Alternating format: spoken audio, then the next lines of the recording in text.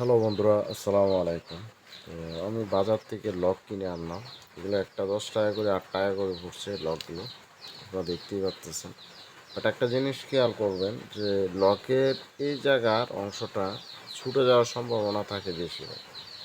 এই যে এই যে জায়গাটা দেখতে পাচ্ছেন, এটা কিন্তু ছুটে যাওয়ার সম্ভাবনা বেশি থাকে, যার কারণে মাছে কিন্তু ছুটে যাওয়ার সম্ভাবনা বেশি।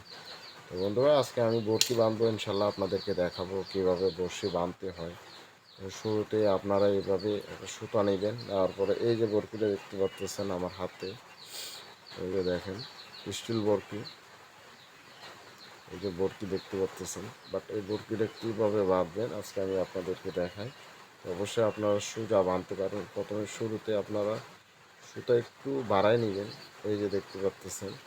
পরে ধরার সাথে আপনারা এই যে সেম এইভাবে দিবেন, সেম এইভাবে আপনারা 3 থেকে 4টা বাঁধ দিবেন। এইভাবে 3 থেকে 4টা দেওয়ার পরে ইনশাল্লাহ হয়ে যাবে। মনে করেন আমি 4টা দিলাম, এই যে 4টা দিলাম, দেখতে পাচ্ছেন 4টা বাম দিলাম। তারপরে আপনি এই সুতার মাথাটা এটা কেটে ফেলে দিবেন। আচ্ছা দেখেন বরফির বাঁধার স্টাইলটা দেখছেন, এভাবে বাঁধবেন। আপনারা কখনো যত বড় মাছ হোক না কেন ছুটে যাওয়ার সম্ভাবনা থাকবে না। যতই বড় থাক, ছুটে যাওয়ার সম্ভাবনা থাকবে না। আর লক হচ্ছে আপনারা বড়শি গাঁথার সময় অবশ্যই লক এই যে দিক থেকে আপনারা খুলে নিতে পারবেন। এই যে এখানে চাপ দিবেন, এই যে দেখেন এই যে খুলে গেছে, দেখতে পাচ্ছেন, বাট খুলে গেছে।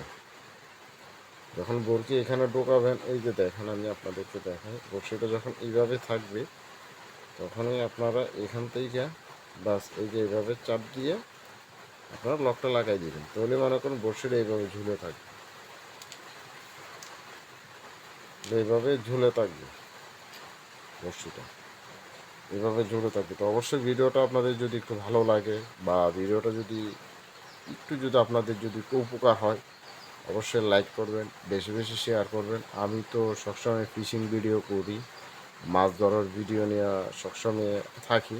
তো আমার অনেকটা আশা ছিল যে ইউটিউবের মধ্যে আমি একটু ভালো একটা মানুষ আমাকে পছন্দ করবে বা আমার ভিডিওগুলো পছন্দ করবে। তো অবশ্যই আপনারা আমার ভিডিওগুলো দেখবেন ইনশাল্লাহ। আরও আমি নতুন নতুন ভিডিও আপনাদেরকে দেখাবো ইনশাল্লাহ। এতটুকুই, সবাই ভালো থাকবেন। আসসালামু আলাইকুম। আর ভিডিওটা অবশ্যই বেশি বেশি করে দেখবেন।